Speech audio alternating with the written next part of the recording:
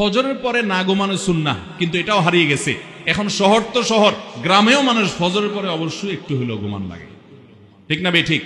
নবী করিম সাল্লাল্লাহু আলাইহি ওয়াসাল্লাম বলেছেন, আল্লাহুম্মা বারিক লি উম্মতি ফি বুকুরিহা, আল্লাহ আমার উম্মতের জন্য সকালের সময়টাতে বরকত দান করেন। আর তখন আপনি ঘুমায় থাকছেন। নবী করিম সাল্লাল্লাহু আলাইহি ওয়াসাল্লাম ফজরের পরে ঘুমাতেন না, সকালে ঘুমাইতেন না। আলহামদুলিল্লাহ, আমাদের অনেক ভাইরা এটা আমল শুরু করে দিয়েছেন। আল্লাহ তাআলা আমাদের সবাইকে আমলের তৌফিক দান করুন। আমরা ফজরের পরে ঘুমাবো না, রাতে তাড়াতাড়ি ঘুমাবো। রাতের ঘুম স্বাস্থ্যের জন্য উপকারী, সকালে ঘুম স্বাস্থ্যের জন্য ক্ষতিকর। ছাত্র ভাইরা রাত 12টা-1টা পর্যন্ত পড়ালেখা করে সকালে 9টা পর্যন্ত ঘুমায় থাকার চাইতে রাত তাড়াতাড়ি শুয়ে ভোরে উঠে আগে আগে পড়াটা অনেক বেশি উপকারী। হেফজখানার ছাত্ররা 30 পারা কোরআন তাদের বক্ষে ধরে রাখে। এর অন্যতম একটা কারণ হলো খুব অল্প সময় হিফজ করে ফেলে এবং সারা জীবন মুখস্থ ধরে রাখতে পারে।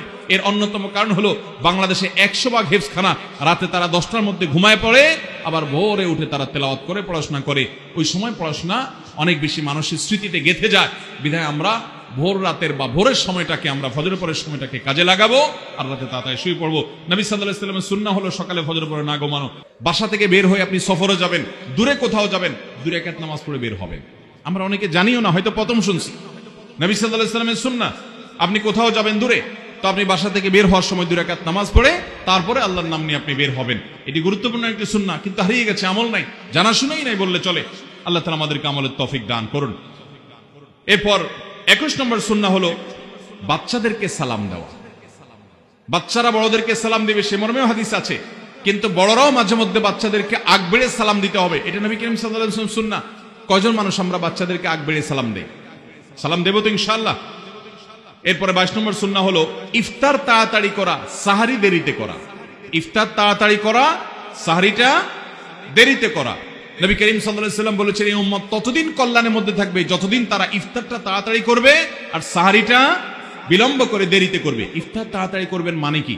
একবারে সূর্য ডুবার সাথে সাথে করে ফেলতে হবে, এটা আবশ্যক নয়। সাহারির ক্ষেত্রে আমরা জানি নবী করিম সাল্লাল্লাহু আলাইহি ওয়াসাল্লাম সাহারি দেরিতে করতে বলেছেন। এর মানে কি?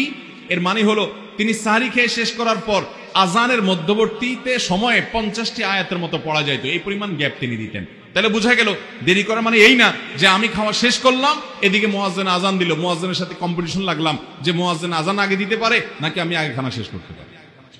এইরকম তার দেরি করতে, শেষ মুহূর্তে খেতে নবী সাল্লাল্লাহু আলাইহি ওয়াসাল্লাম বলেন নাই।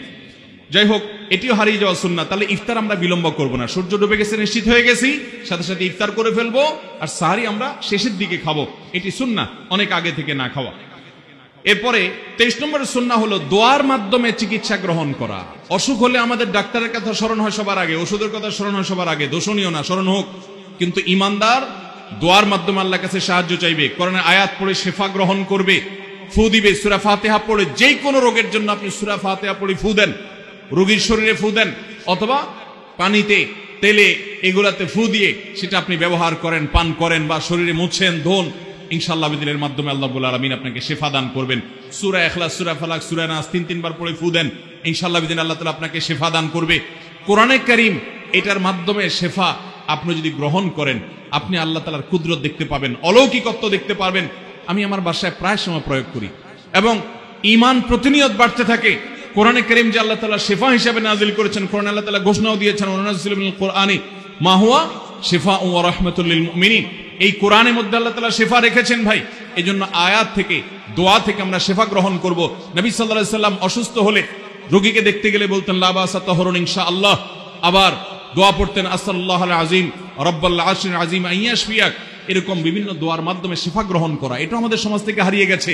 আমরা অসুস্থ হলে দোয়া পড়তে যাই না, দোয়া করতে যাই না, আমরা চলে যাই সবকিছুর আগে দুনিয়াবি মাধ্যমে।